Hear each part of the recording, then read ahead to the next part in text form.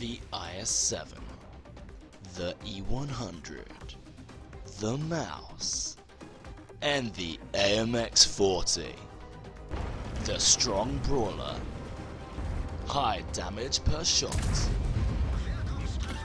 unbeatable protection, and pure cuteness.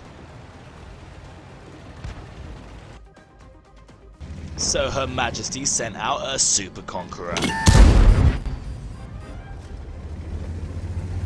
So what sort of fuss about? 2 words. Main armament. It is brilliant. It's truly what makes the Super Conqueror super. Combine this with reinforced armor plating, it really is formidable on the battlefield. The gun has very high penetrating standard rounds, very high premium rounds, and because it's British, it gets some very nice HESH rounds, which can help in certain lightly armored vehicle situations. The dispersion values are also quite brilliant. And just like the Centurions, it gets 10 degrees of gun depression. If you equip the vehicle with a rammer, ventilation, and give your crew brothers an arms, you can make that DPM to just shy of 3,350. This tank is also a sniper. .3 is very accurate indeed, very good aiming time, and amazing gun dispersion values. This generally means that you can shoot on the move quite effectively. She will also fire faster than an M48 pattern or even a Leopard 1. By improving the equipment and giving the British their tea, biscuits, they will perform adequately and give you over 3,600 damage per minute. And if this isn't enough, you can always purchase a rammer directive. She's got a powerful Rolls-Royce engine providing 950 brake horsepower. This is able to propel the vehicle to over 12 horsepower per ton. Combine this with a 34 km/h forward top speed, this means that she'll get to the battlefield on time. The traverse speeds of the hull and the turret are not fantastic, but it will not make you feel like an E100 or a Mouse. However, if you are flanked by a light or a medium tank, you will feel like one. The Super Conqueror is great, but it wasn't always like this. The FV215B was the original British Tier 10 heavy tank. It used to be in the game just before the Super Conqueror was around, but unfortunately now, it just rests as a specialty Tier 10 vehicle, along with its older cousin, the FV215B 183. The Super Conqueror and the FV are very similar tanks, but with a few key differences. You could say they're sisters.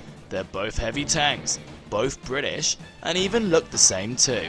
The gun is also superb. You get that amazing DPM, that pretty good penetration, and that pinpoint accuracy. But as they are similar, they're not twins. The FV has 3 degrees less gun depression, and it has a rear-mounted turret. This means that climbing ridge lines is a no-go. Bail out! This vehicle has had it! You also have a smaller ammo capacity. This can be quite frustrating as you decide how to balance standard, HESH, and APCR rounds. You might be thinking to yourself, why would you get the FV over the Super Conqueror? Did I also mention the FV has less armor?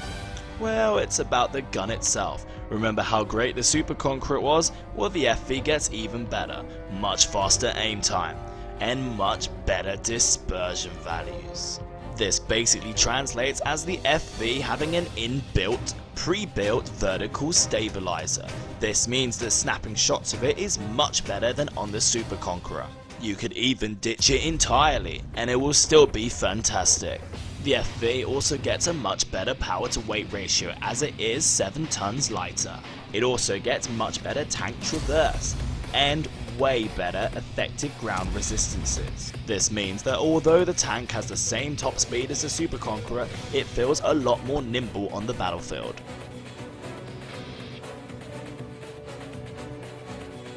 The FV is one of the very few lucky tanks in the game to exceed 400 base view range. This means that you can easily get it up to 445 without the need for specialist equipment, which can help you outspot your enemies in most situations. Now if you combine the mobility, view range, and it even has better camo rating, the FV could play a scouting role.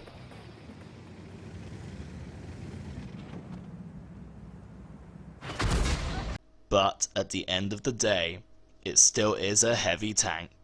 Now what about the armor? Both tanks are nothing like a Mouse or an IS-7, but they can hold themselves in some situations. Both vehicles have a decent upper plate and an awful lower one, however the Super Conqueror is slightly better in both categories. But do keep in mind that standard rounds on tank destroyers and premium rounds on standard vehicles will go through it with ease, especially on the FV.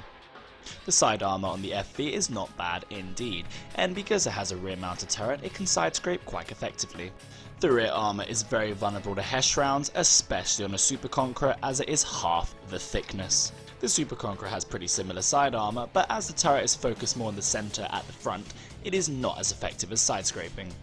As amazing as the FV is at side scraping, it does have one weak point.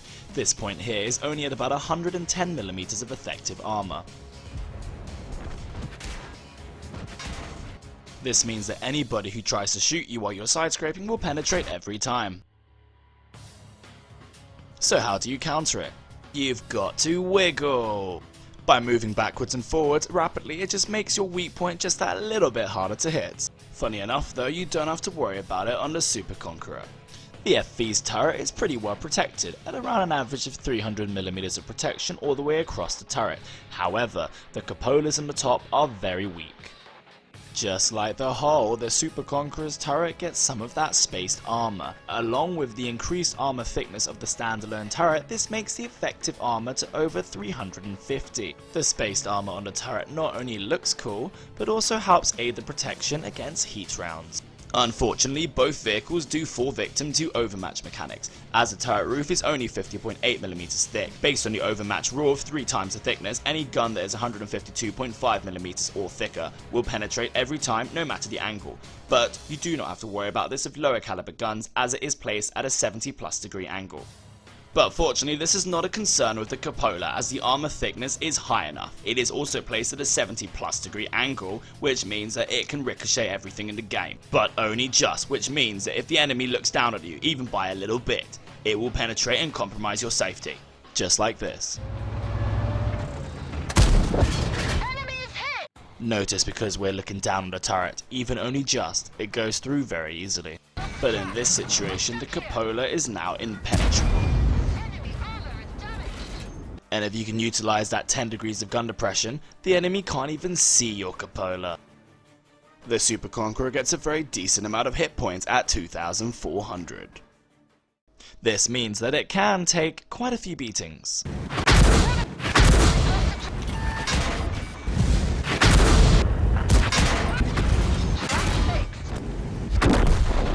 The FV gets a bit more at 2,500, which means it can stand a little bit longer.